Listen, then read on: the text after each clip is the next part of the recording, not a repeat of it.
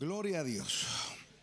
Hoy día quiero hablarles acerca de una figura que aparece en la Biblia, que la verdad que cuando uno la nombra nomás ya es como chocante, pero no todo lo que parece chocante lo es. Y no todo lo que brilla es oro, ¿no es cierto? Como dice el dicho, y no todo aquel que parece malo es malo finalmente.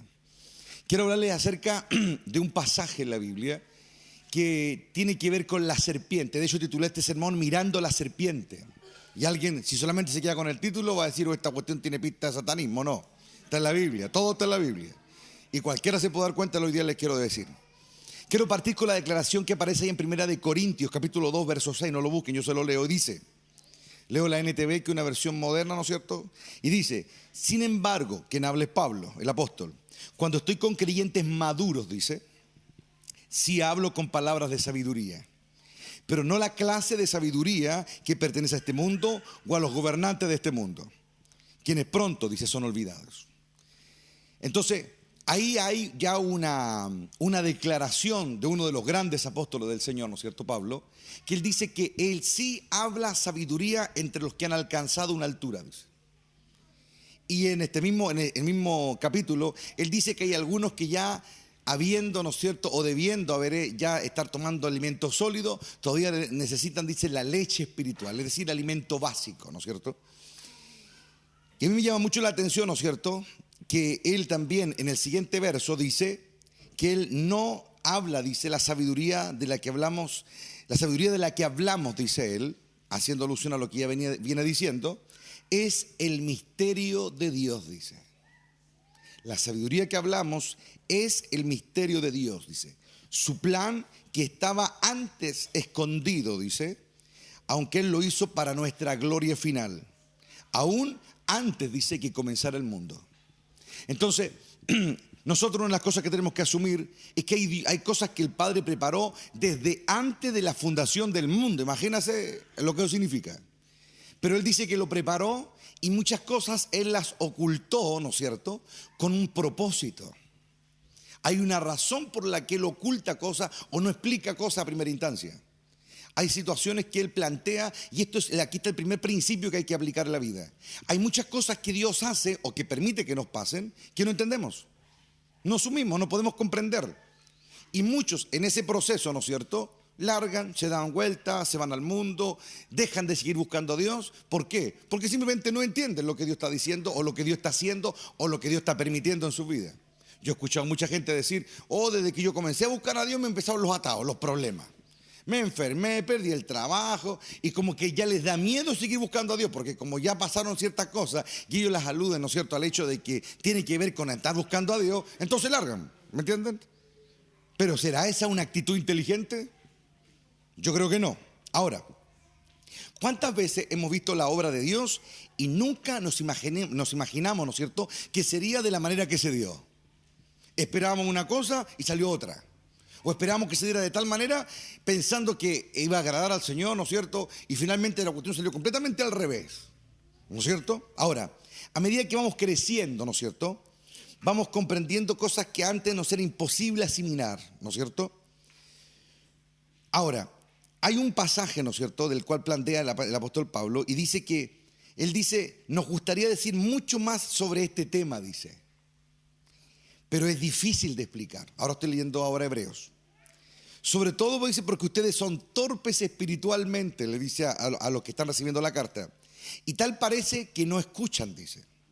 Hace tanto que son creyentes, dice, que ya deberían estar enseñando a otros. En cambio, necesitan que alguien vuelva a enseñarles las cosas básicas de la palabra de Dios.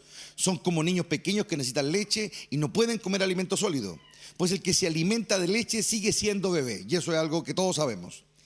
Y no sabe, dice, cómo hacer lo correcto. Y mire lo que dice esta versión, cómo concluye el pasaje. Dice, el alimento sólido es para los que son maduros, dice Hebreos.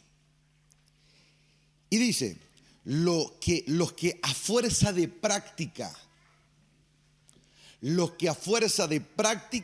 están capacitados para distinguir entre el bien y el mal. Interesante. Los que a fuerza de práctica, eso no te lo pone un clic en una parte del cerebro, los que en otras palabras practican. Y cuando uno practica, Yo no sé aquí cuánto aprendieron a andar en bicicleta cuando eran cabros chicos, pero aquí no, a nadie le voy a creer si me dice que subió la primera vez la bicicleta y no se manda un porrazo. Porque eso es típico. Todos nos aprendemos porrazo, ¿no es cierto? Ahora, ¿por qué? Porque hay un cuento de equilibrio, todo un tema, ¿no es cierto? Y dice acá que los que a fuerza de práctica, ¿ve cómo está relacionado con lo primero? Que aquellos que largan a la primera y se mandan a cambiar, no. Los que a fuerza de práctica, dice, logran distinguir lo que es bueno de lo que es malo. Entonces, el distinguir lo bueno de lo malo no pasa simplemente por mi opinión, o la opinión del de allá, o el de acá, o el de algunos. El distinguir lo bueno de lo malo pasa por vivir, pasa por caminar. Por eso es que la Biblia dice en un pasaje acerca de los jóvenes, dice que acuérdate de tu Creador en los días de tu juventud. Acuérdense, famoso pasaje. Y lamentablemente la mayoría de los jóvenes no les interesa eso. Les interesa vivir, pasarlo bien, hacer cosas, es decir, saciar la emoción de hacer cosas. Pero eso ¿a dónde los lleva? A un desgaste nomás, po.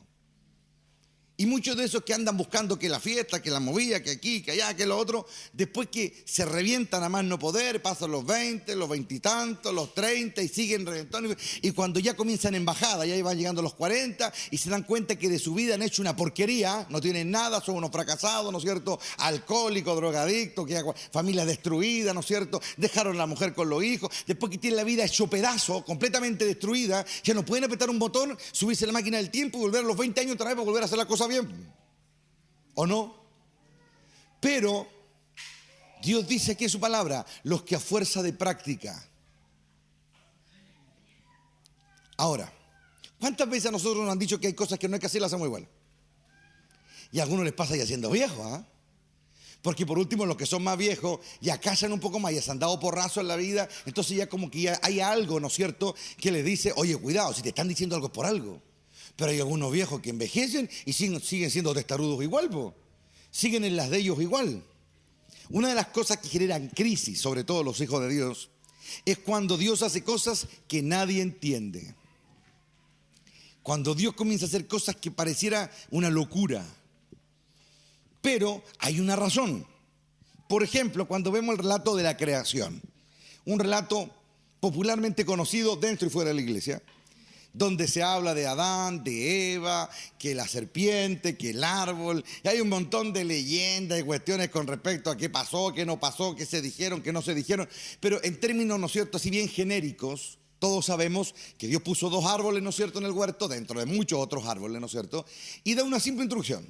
Le dice a Adán y Eva, ustedes pueden comer de todos los árboles que hay acá, excepto de aquel que es del conocimiento del bien y el mal. El día que lo hagan van a morir.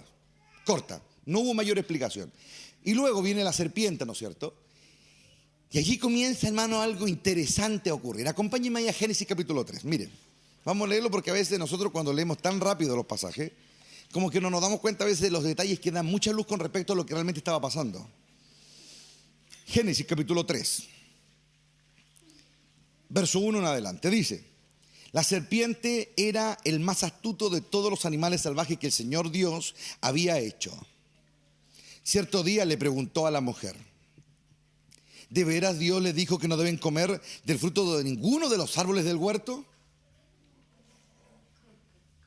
Claro que podemos comer del fruto de los árboles del huerto, contestó la mujer. Es solo del árbol, dice, que está en medio del huerto, del que no se nos permite comer. Dios dijo: no debes comerlo, ni siquiera tocarlo. Jamás él habló de no tocar. Dios simplemente le dijo: no comas. Y tampoco estamos en medio del huerto. Pero eso es otro tema. Si lo hacen, le dijo el Señor, morirán. Entonces la serpiente interrumpe y como ya la ve duditativa a Eva, ¿no es cierto?, y la ve como que maneja la historia a medias nomás. Y aquí hago un paréntesis. Muchas personas, cuando creen saber algo de un tema, el que sea, y viene el enemigo, le hace preguntas a la mente, al corazón, y de acuerdo a lo que contestamos, el enemigo se da cuenta si dominamos el tema o no. Y si no lo dominamos, estamos en sus redes. Ojo, ojo con eso. Y dice: no morirán, respondió, ¿no es cierto?, la serpiente a la mujer.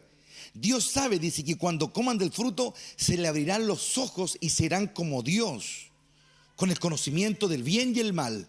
Pregunta, ¿está mintiendo la serpiente? Serán como Dios, conociendo el bien y el mal. Desde que yo tengo noción de la iglesia donde yo iba, el diablo mintió y le metió no sé cuántas cuchufletas a Adán y Eva y toda la cuestión. Pero cuando yo me voy al texto y leo lo que ocurrió, me doy cuenta que eso no es mentira. Y estoy poniendo las bases para lo que te voy a explicar acerca de la serpiente. Dios le dice, no comas del árbol, porque el día que lo haga morirás. La serpiente entra y le dice, no es cierto, eso es mentira, y van a morir. Entonces, para que se creyeran la mentira, ella va, la serpiente, y le dice una verdad. Sabe Dios que el día que coman serán como Él. Y la pregunta, ¿eso es verdad o mentira? Sigamos. Se le abrirán los ojos y serán como Dios, con el conocimiento del bien y del mal. La mujer quedó convencida, vio que el árbol era hermoso y su fruto parecía delicioso y quiso la sabiduría que le daría. Y el resto, historia sabida. Ya todos lo sabemos, ¿no es cierto? Ahora, cuando ocurre todo, aparece el Señor. Adán y Eva están escondidos. El Señor los llama, no aparecen, están avergonzados, se ven que están desnudos y ocurre todo el proceso, ¿no es cierto? Aparece Dios y comienza a rayar la cancha. Le dice a la serpiente, ¿qué hiciste? Y a cada uno le da, ¿no es cierto?, un juicio. A la serpiente, a Eva y a Adán. A la serpiente le dijo, te arrastrarás todos los días de tu vida, le dice. Comerás el polvo de la tierra. A la mujer le dice, de ahora en adelante vas a parir con dolor. Y ahí hay algo que podemos pensar. ¿Por qué le dice parirás con dolor? Si tú nunca has comido helado de chocolate y te dicen, nunca más vas a comer helado de chocolate, para ti flufli, porque en realidad no lo conoces, po. Pero si comiste el helado y te gustó y te dicen no comerás más de él, ahí sí te va a doler. ¿Ok? Ahí sí te va a doler. Entonces, ¿qué es lo que quiero decir con esto? ¿Habrá tenido hijos antes? Porque le está diciendo, ahora parirás con dolor, le dice. Si ella no había parido nunca, eso es como decirle nada, ¿me entienden? Pero ahora toda mujer que quiere ser madre, hay que gritar, ¿no es cierto? Y una más que otra. Pero bueno, ese es otro tema. Ahora, cuando termina todo, ¿no es cierto? Terminan las declaraciones, los juicios de Dios y todo. Mire la conclusión a la que llega Dios. Génesis 3:22 dice, luego el Señor dijo, miren, dijo. ¿A quién le está diciendo miren? Los seres humanos se han vuelto como nosotros, con conocimiento del bien y del mal. ¿Y qué ocurrirá si toman del fruto de la vida y lo comen? Vivirán para siempre, dijo. Así que el Señor Dios los expulsó del jardín del Edén y envió a Adán a cultivar la tierra de la cual había sido formado. Después de expulsarlo, el Señor dio querubines poderosos al oriente del jardín del Edén y colocó una espada de fuego ardiente que destellaba de moverse de un lado a otro, a fin de custodiar el camino hacia el árbol de la vida. Interesante. Dios dice, ahora el hombre es como nosotros. Entonces uno se pregunta, ese árbol de conocimiento del bien y del mal que uno prácticamente lo ve con calaveras colgando, así una cuestión bien amorfa, bien diabólica porque nos sacó de la presencia. Yo pregunto algo, uno se pregunta algo. En ese huerto, en ese lugar de perfección preparado por Dios para el hombre, pregunto, ¿habrá tenido algo que ver el diablo en la construcción del Edén? ¿Habrá él metido la cayuza y le hubiese dicho, Dios, ¿sabes qué, Dios? ¿Qué te parece si ponemos acá un árbol mío para que cuando crea el hombre caiga? No, yo no puedo computar eso, ¿no es cierto? Entonces, todo lo que estaba en ese huerto era de Dios. ¿Ok? Era de Dios. Todo lo que estaba ahí. Pero Dios le dice al hombre y a la mujer, no coman de eso, porque el día que lo hagan, van a morir. Ahora, Una vez Jesús hizo la siguiente declaración.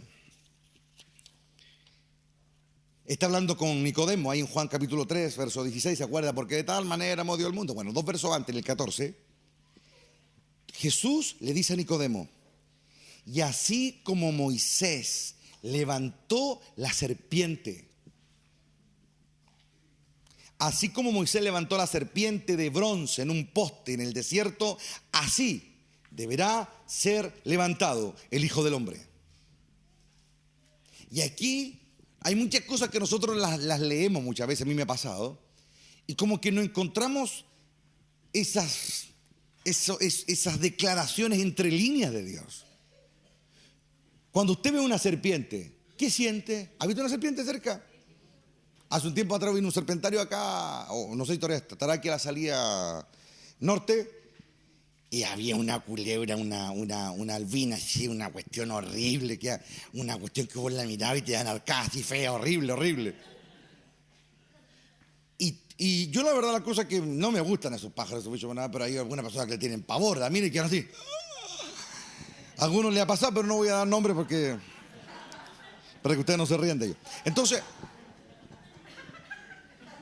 cuando uno ve una culebra, una serpiente, yo creo que el instinto humano, ¿dónde tiene los brazos, las piernas? Que esta cosa, ¿cómo se mueve? Una cuestión amorfa, así que se mueve y todo. Entonces, a nosotros nos cuesta a veces relacionar a Cristo con la serpiente, porque él mismo puso un ejemplo. Así como la serpiente fue levantada, así hubiese levantado yo, dijo. ¿No es cierto? Acompáñenme ahí en Números capítulo 21. De la historia que él está haciendo referencia. Números capítulo 21, verso 4 al verso 9, dice: luego el pueblo de Israel salió del monte Or y tomó el camino hacia el Mar Rojo para bordear la tierra de Edom. Pero el pueblo se impacientó por tan larga jornada y comenzó a hablar contra Dios y contra Moisés. ¿Por qué nos sacaron de Egipto para morir aquí en el desierto?, se quejaron. Aquí no hay nada más que comer ni agua para beber. Además detestamos, dice, este horrible maná. Entonces el Señor envió serpientes venenosas.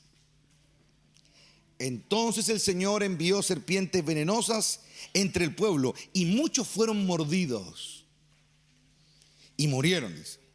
Así que el pueblo acudió a Moisés y clamó: hemos pecado al hablar contra el Señor y contra ti. Pide al Señor que quite las serpientes. Así pues Moisés oró por el pueblo. Entonces el Señor le dijo a Moisés: haz la figura de una serpiente venenosa. Haz la figura de una serpiente venenosa y átala a un poste, le dijo.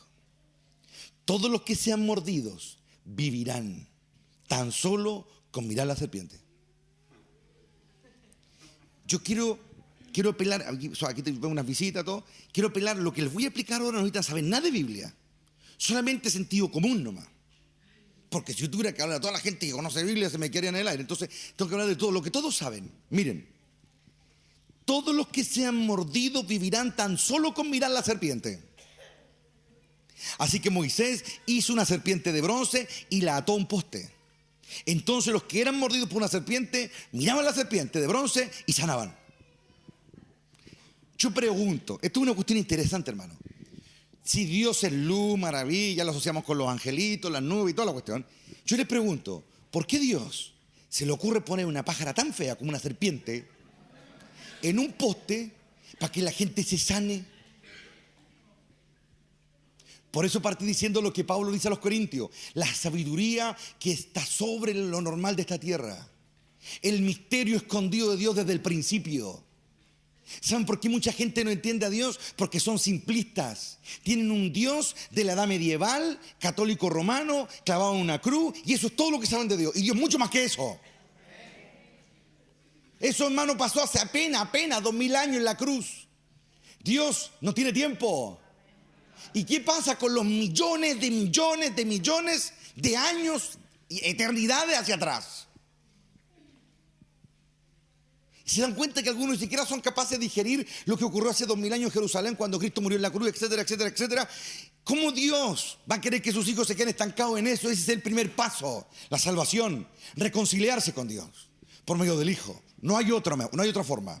No hay ofrenda, no hay sacrificio, no hay autolapidación, no hay nada. Simplemente reconocerlo. Pero es el primer paso. ¿Y después qué viene? ¿Por qué Moisés recibe la instrucción de levantar una serpiente, un pájaro tan feo, hermano?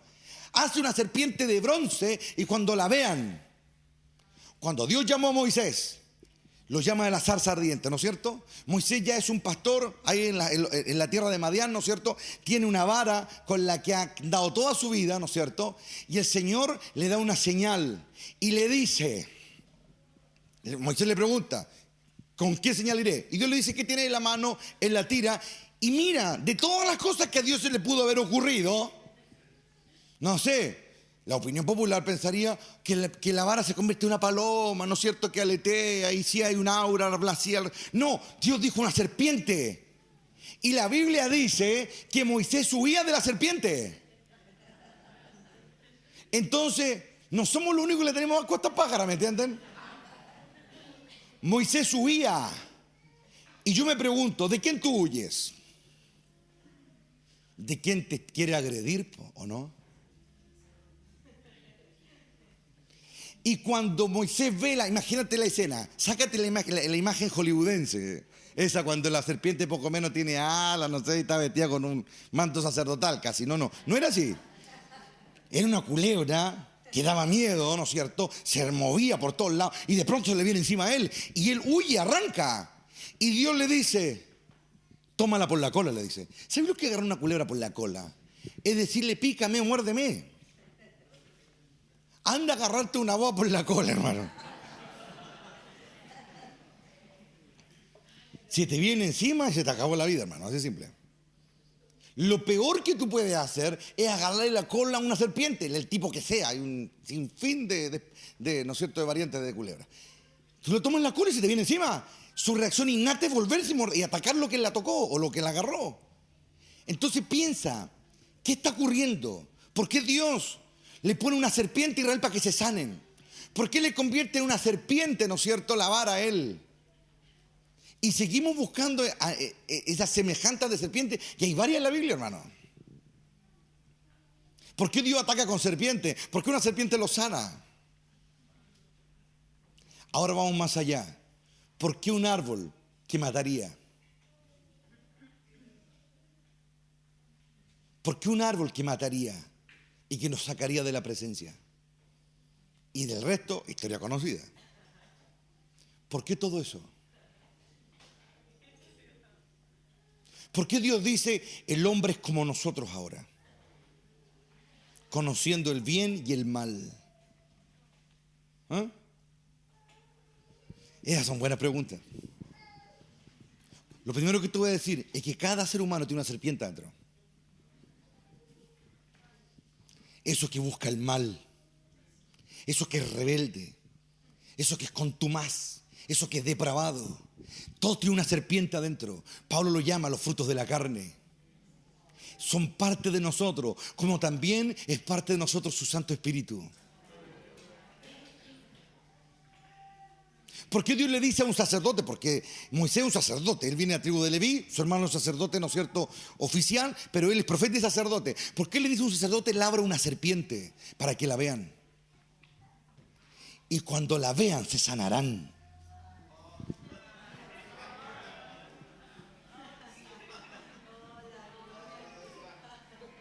Trata un poco de enchufar a la visita, ellos no están resistiendo nada, ellos están dando cuenta de algo. ¿Por qué le dice? Cuando vean la serpiente se sanarán. Cuando la vean, tan solo con verla, se sanarán. Sentido común. ¿Por qué? Lo digo de otra manera. Cuando veas tu maldad, la veas en alto y te des cuenta lo que realmente tienes. Cuando reconozcas tu maldad, cuando la veas, te sanarás.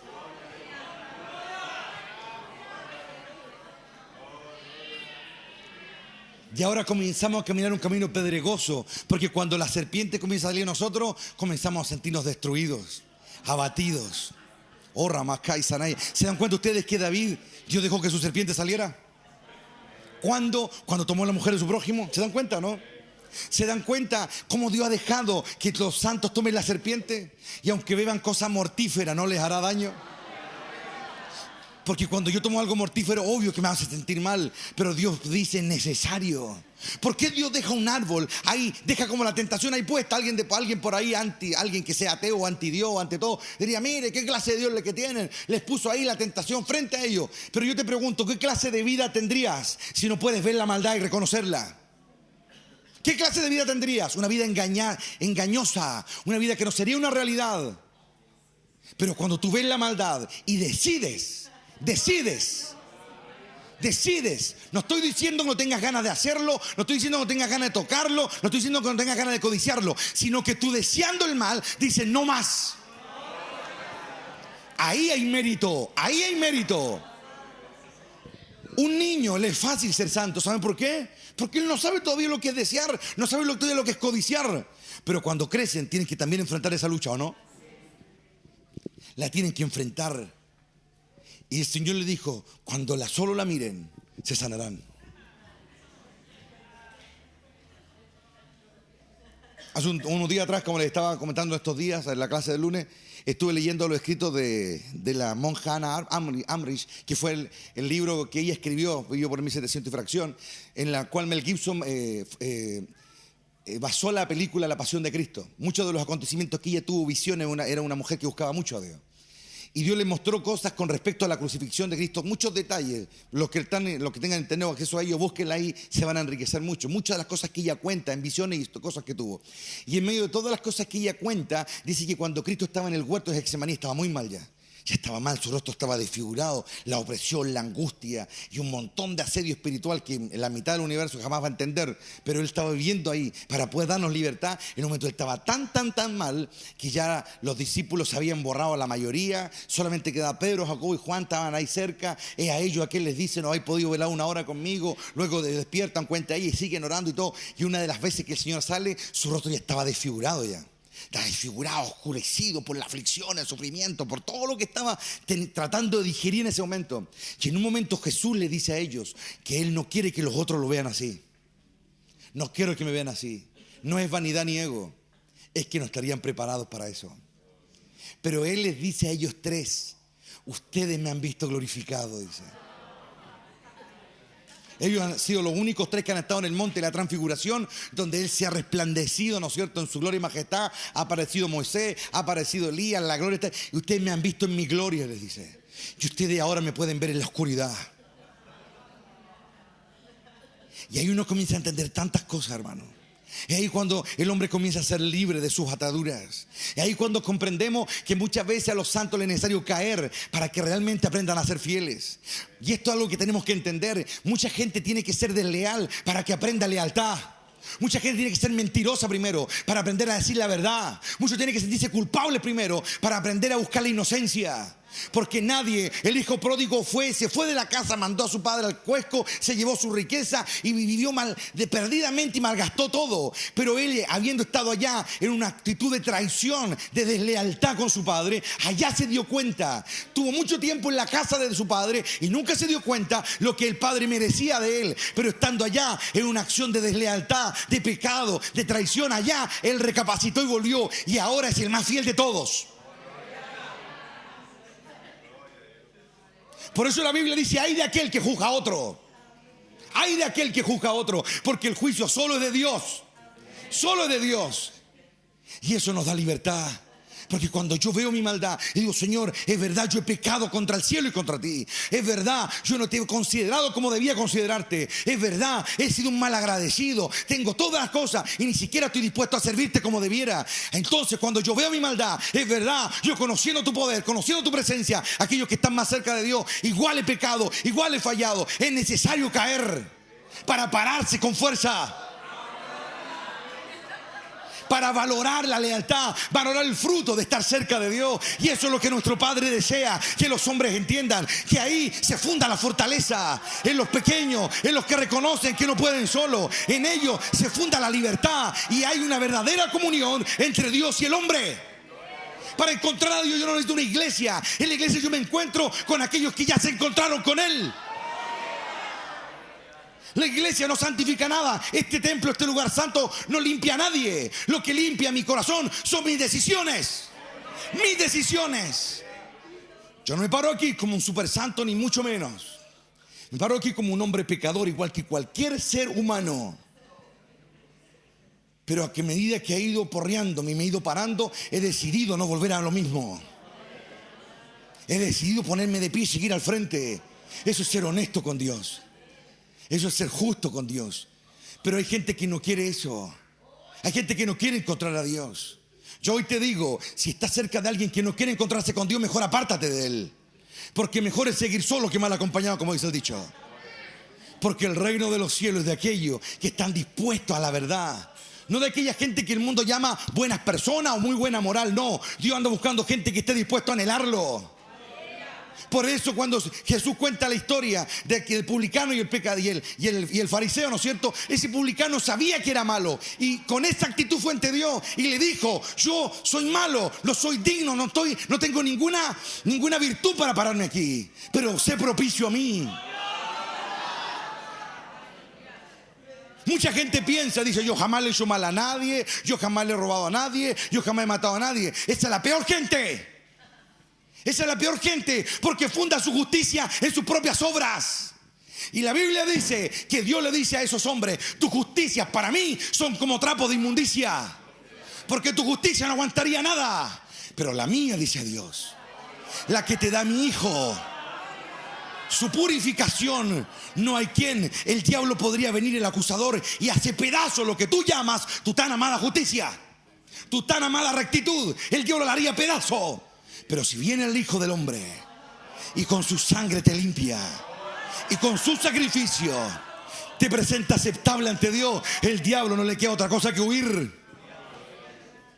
Sí, hermanos, Dios puso a Job en la aflicción. Y quizá hay muchas cosas que no entendemos de ese proceso. Quizá algunas pequeñas hemos logrado por misericordia entender. Pero hay muchas cosas que Dios hace que parece una serpiente mordiéndonos. Hay muchas cosas que parecen una serpiente haciéndonos caer. Una serpiente tentándonos. Recuerda que esa serpiente, la que atacó a Job, Dios la soltó, ¿o no? Dios la soltó, pero Dios tenía un plan más sublime para su hijo. Dios lo iba a ayudar y lo iba a catapultar a un nivel de gloria y de honor y admiración inimaginable a nuestra mente. Tú y yo ni nos imaginamos cómo tratan a Job en el cielo ahora. No nos imaginamos los honores que él recibe fuera de los que recibió en la tierra. Dios el que suelta la serpiente. Dios el que suelta, el que permite que se suelte tu maldad. Por eso cuando otro ve que está en esa lucha, uno de sus compañeros, uno de sus hermanos, no debe juzgarlo. Tiene que ayudarlo. Tiene que decirle: se puede, vence tu maldad. Vence tu maldad. Vence tu maldad. Vence tu maldad. Esa maldad no es tuya, vénsela. ¿Sabes qué? ¿Sabes por qué Dios es tan admirable? Porque Él también sabe lo que es lidiar con la maldad. ¿Sabes cuál es una de las cosas que yo creo, sin lugar a equivocarme, de que Dios realmente lucha? Es con no destruir este mundo todos los días, hermano. Si Dios no se contuviese, y Él se tiene que tragar su ira muchas veces, porque hemos visto en el pasado lo que Él ha hecho cuando se ha irado. Sodoma y Gomorra las hundió hasta el infierno, destruidas en fuego y azufre. Vemos los tiempos de Noé. Él acabó con el mundo y no dejó a nadie vivo, a nadie. Eso es lo que pasa cuando Dios se aira. ¿Y por qué lo hacía? Por causa de la maldad del hombre. Hoy la tierra está pervertida. Hoy la homosexualidad, hoy el lesbianismo, la drogadicción y un montón de basura. La gente las aplaude, las defiende. El hombre se ha pervertido tanto que está haciendo leyes para aprobar, hermanos queridos, la perversión.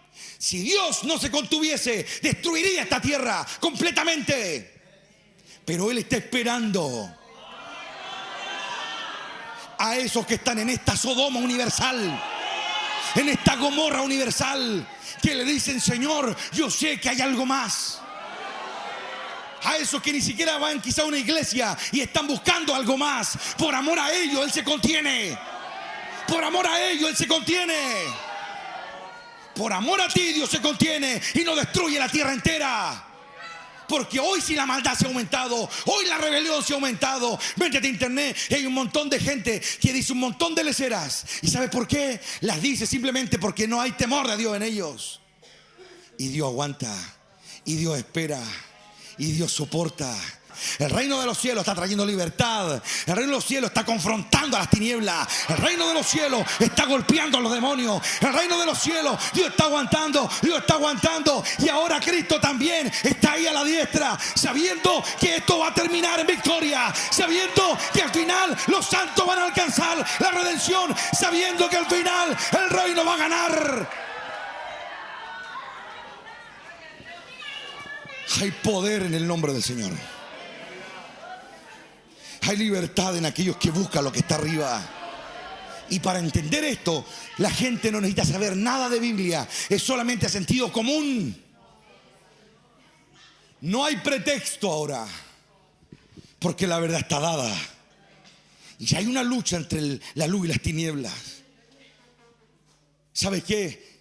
El Lucho me contaba hace unos días que uno de los clientes que tenemos en la empresa le contaba de que a él, un hermano de una iglesia, imagínate, le estafó su casa. Le estafó su casa. Ella, esta cliente que es nuestra ahora, estaba pasando un tiempo difícil, le comentaba, y le pidió un préstamo.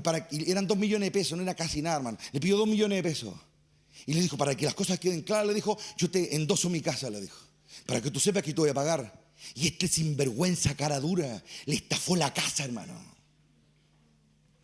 Y el pastorcito, que no tengo idea quién es, no le creyó, hermano.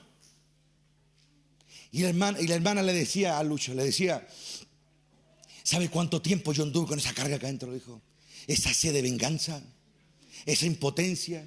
Yo me alejé de Dios por eso. Hay mucha gente que ha sido tremendamente decepcionada por aquello, incluso líderes de iglesias. Pero hoy yo les digo, esa gente ya tiene su paga. Pero yo debo mirar más arriba. Y la gran lección que recibía el Lucho es que ella le dijo, yo lo perdoné. Y el día que lo perdoné, me saqué un peso de acá adentro. Me saqué la rabia, me saqué la amargura que me estaba destruyendo por dentro. Y ahora yo le hablo, le dijo incluso la palabra, yo lo olvidé y lo perdoné. Entonces ahí están las grandes lecciones. Eso a mí me da esperanza. ¿Sabes de qué? De que hay gente allá afuera que ni siquiera va a una iglesia y tiene la capacidad de entender las leyes de Dios, estando aún lejos. Por eso la Biblia dice que Dios los predestinó desde antes de la fundación del mundo, para que estuvieran con Él. Dios le dio su gloria, le dio su espíritu y le dio eso que el hombre no puede explicar. Es lo que la mal llamada ciencia de este mundo o sabiduría terrenal no puede explicar. Es aquello que opera más allá del entendimiento humano, la capacidad de ver el reino de Dios y vivir como hay que vivir. Si una persona que no va a una iglesia y es capaz, después de tamaña decepción, seguir adelante y tener la capacidad de perdonar, eso para mí es esperanza. La luz no se ha extinguido. La verdad sigue en los corazones, ahí latiendo la semilla en los corazones de los que aman a Dios, en aquellos que buscan algo más de arriba. La verdad no puede ser extinguida, la verdad está ahí latiendo. Sí, hay que mirar a la serpiente y vencerla. Sí, hay que tomarla por la cola y volverla tu aliada. ¿Cómo? Sometiendo tu carne.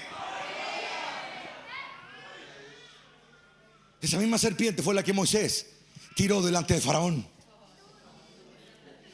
Y los brujos y hechiceros de Faraón tomaron sus varas y también tiraron serpientes. Y todos piensan que fue simplemente una demostración de poder. Es más que eso. Lo que ganó en Moisés no fue esa cosa sobrenatural al ver una vara que se convierte en serpiente. Dios está diciendo otra cosa. Los míos, le dice al diablo, sometieron sus pasiones. Los míos lucharon, Moisés, 40 años para llegar a tener lo que necesitaba. Tu siervo, tu sacerdote, los que te sirven son prisioneros de su propia maldad. No pueden vencer a los míos. Mis serpientes son más poderosas que las tuyas. porque hemos sometido todo a la voluntad de Dios.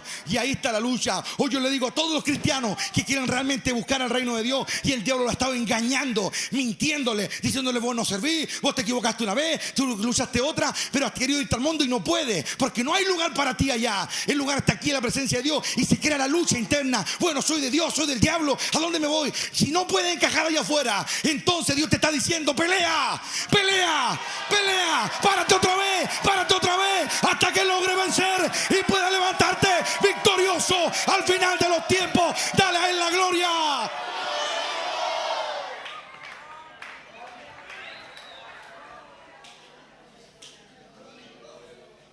Levantarse al final victorioso. De eso se trata. Párate todas las veces que sea necesario. Si fallaste una vez, te volví a parar. Y si te equivocaste otra vez, te vuelves a parar. Gracias. Y si lo vuelves a embarrar, te vuelves a parar. Pedro se acerca al Señor y dice: ¿cuántas veces tengo que perdonar a mi prójimo que pega contra mí? Hasta 70 veces 7, le dice el Señor. Pedro dice, o se imagina, quizá no se le estará pasando la mano al Señor: ¿cómo voy a perdonar tanto? ¿Cómo voy a olvidar tanto? Pero cuando él necesitó las 70 veces 7, Dios estuvo para él ahí, ¿o no? Dígale a Pedro que venga cuando Jesús resucitó al tercer día. Se suponía que él debía haber sido el ejemplo para los otros. Se suponía que él, haciendo alusión a sus propias palabras, debía haber muerto al lado del Señor, porque era lo que él prometía, ¿o no? Pero cuando llegó la hora de los que hubo, falló. Dijo incluso: yo ni lo conozco. ¿Se acuerdan? Así de traidor fue. Ese es Pedro, así fue de traidor, así de vendido, así de cobarde. Así fue. Pero luego Jesús le dijo: luego tú vendrás, le dijo, y confirmarás a tus hermanos.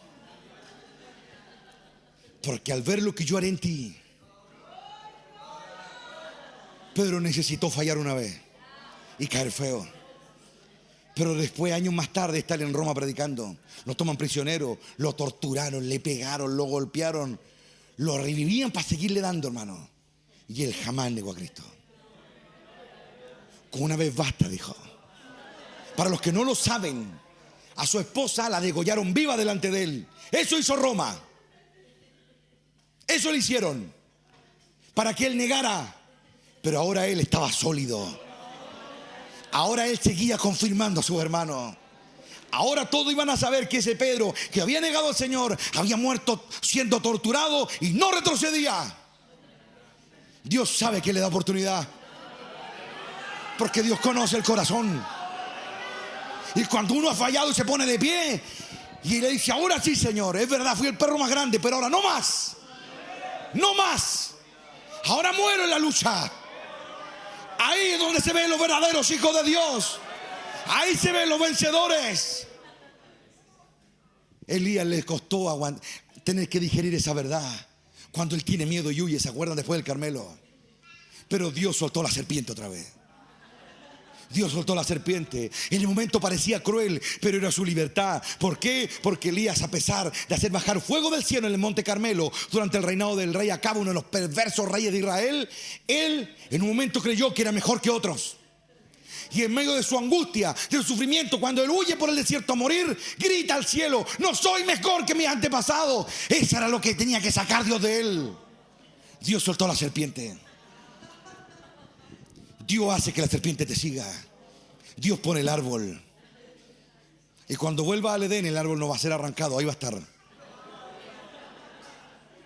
Pero ahora los que lo logren van a mirar el árbol y decir: no, por muy hermoso que se vean, no más. Porque yo ya bebí de ese fruto amargo, no más. Y qué glorioso, ese es el triunfo de Dios. Cuando los santos dicen: ya no más. No más. Entonces le darás gloria a Dios por las aflicciones que te hizo pasar. Le darás gloria a Dios. Y Pablo le dio gloria a Dios, porque estoy seguro que cuando el Pablo entró a la gloria, Dios le dijo: ¿entendiste por qué nunca te saqué el lejón de la carne? ¿Entendiste por qué no lo hice? Para que aprendieras humildad y para que no te perdieras. para que no te perdieras. Eso es lo que Dios hace. Dios no quiere que te pierdas, más bien es paciente para esperar el arrepentimiento genuino. Y cuando entendemos eso, se rompen las cadenas. Caminamos libres sobre la tierra. ¿Saben cuál fue la gloria de Set? Que tuvo que enfrentar todo eso y volvió. Vio la espada y dijo: sigo de frente. Y no fue lo más glorioso enfrentar la espada. Lo más glorioso fue volver al árbol de la vida, volver al árbol del conocimiento. Viene mal y escuchar a la serpiente. Y él dijo: no, ya hemos sufrido mucho por lo que tú hiciste, no más. Ahora me quedo aquí a vivir con mi Padre. Serán como Dios, dice, conociendo el bien y el mal. Dios ya conoció su mal y lo superó todo. Por eso Él lucha para que tú y yo y cada ser humano que quiera venza su mal. Venza su mal. Pero los que le dan la espalda a Dios y se encajan en el mundo ya no tienen nada que ver con Él, porque les gustó la vida allá afuera. Pero los que no fueron capaces y tratan de encajar allá afuera y no pueden, puede ser que hay una oportunidad. El reino de los cielos está sufriendo violencia. Y Nicodemo no podía entender. Le dijo: como cuando se levante la serpiente, así me voy a levantar yo. Pero lo glorioso es que Él fue mayor que la serpiente, porque los que a Él lo miraron no solo se sanaron, se salvaron. Cuando Él murió en la cruz, hasta los romanos gritaban: verdaderamente este era el Hijo de Dios, decían. Después del terremoto, de la oscuridad, todos decían: Él realmente era el Hijo de Dios. Cuando Él resucitó, las tumbas se abrieron en Jerusalén y salieron, no como lo hizo una vez la representación mi hijo, como zombies. No salieron como zombies. Ellos salieron vivos, sanos. Salieron porque esperaban la libertad.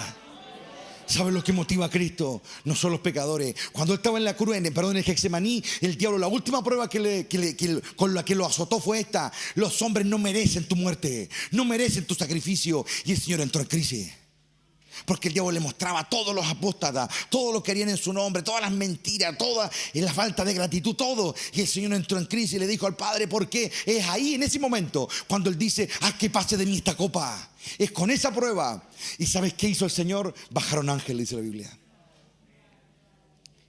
Y así como el diablo mostró lo que muchos hicieron y harán, Dios le mostró lo que harían los fieles.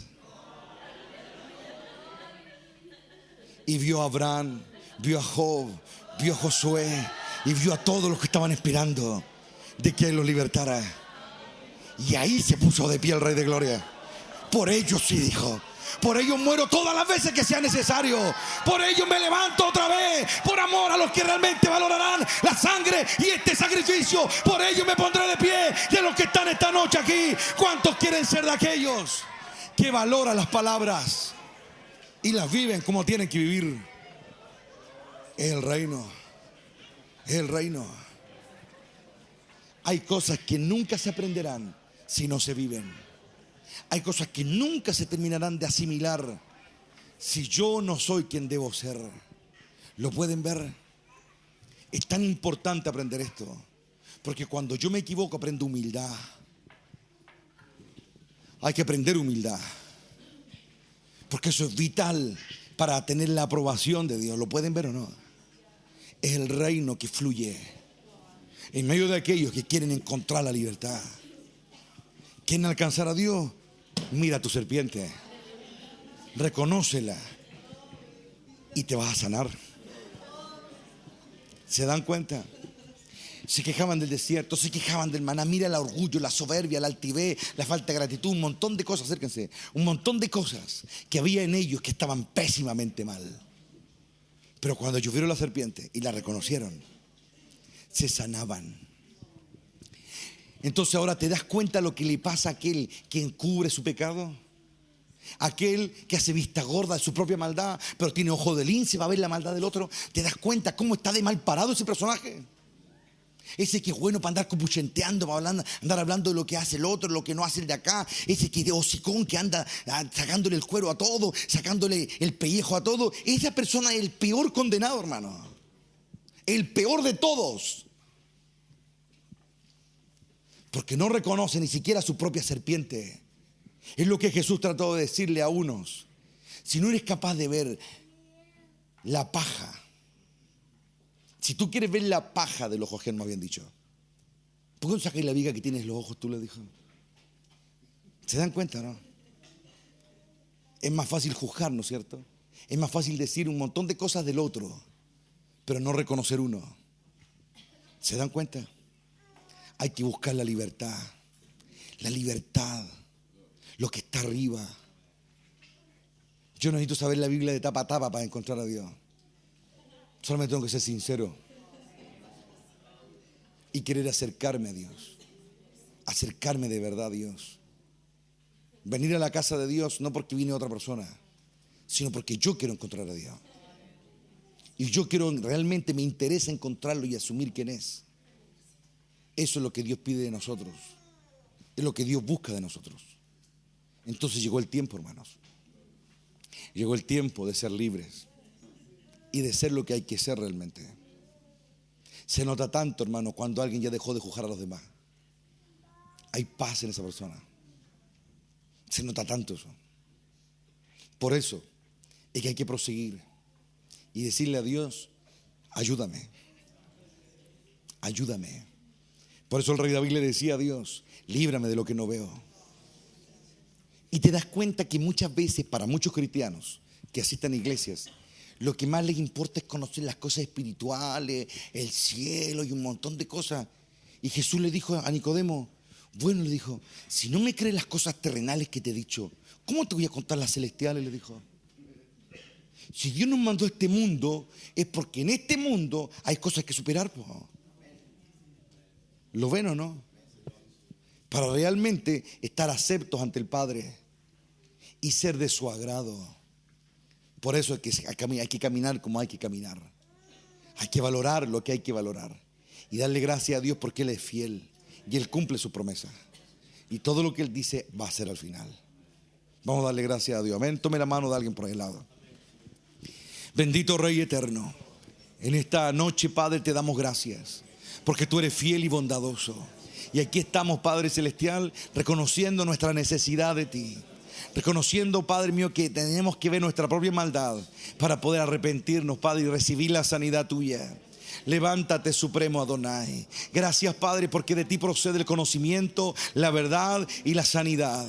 Oramos, Rey de Gloria, para que tú nos ayudes a asumir este tiempo, a vivir como hay que vivir, a caminar como hay que caminar. Que venga tu reino, Padre, y los cautivos experimenten libertad, que los enfermos reciban sanidad, que esta palabra abra caminos para muchos, Señor, y puedan llegar realmente a un conocimiento y a un encuentro genuino contigo. Padre eterno, glorifícate.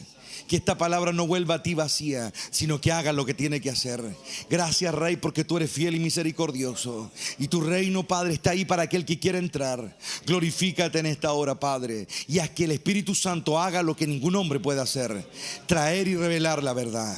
Quédate con tu pueblo en esta hora, Padre, y líbranos del mal. Te lo pedimos en los méritos de Cristo. Amén y amén. Y lo último que te voy a decir es esto.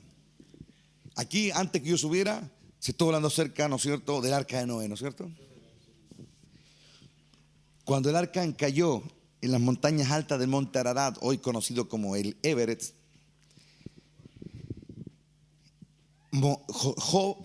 Noé tomó un cuervo, símbolo de maldad. Tomó un cuervo y lo tiró para afuera. Y lee con detenimiento en tu Biblia y en cualquier versión, en internet están todas ahí disponibles. Y todas llegan a la misma conclusión, que el cuervo revoloteaba para todos lados. Iba, venía. Pero la traducción literal es de que revoloteaba sobre el agua. Y nunca volvió al arca. 7 días más tarde, ¿qué hizo Noé? Tomó una paloma. La envió y mira lo que dice la Biblia. Y no hallando la paloma dónde posarse, volvió. Luego 7 días más tarde envió la paloma y volvió con un ganchito de olivo en el pico. Y 7 días más tarde la volvió a enviar y ya no volvió más. Ya había encontrado un lugar donde reposar. Pregunta: ¿Por qué Dios nos cuenta esta historia? ¿Por qué Dios nos dice que Noé buscó tierra usando un cuervo y usando una paloma?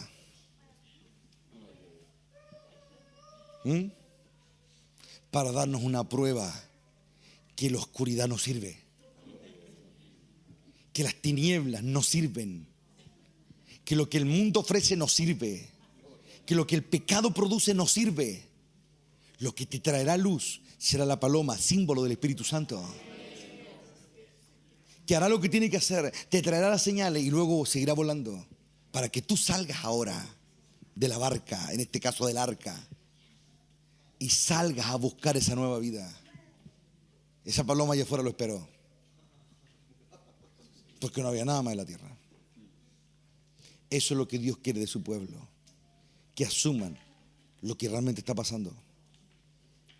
Ahora serán como nosotros, conociendo el bien y el mal. Dios lo conoce y solamente decide por el bien siempre ahora. Él ama lo justo, lo honorable.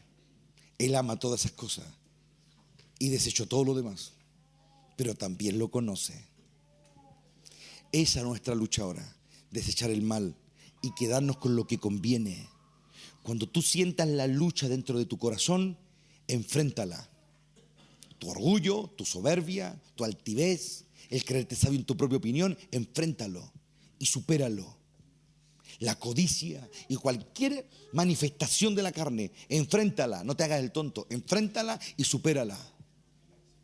Si no lo lograste la primera, a la segunda, a la tercera, todo veces que sea necesario, pero supéralo.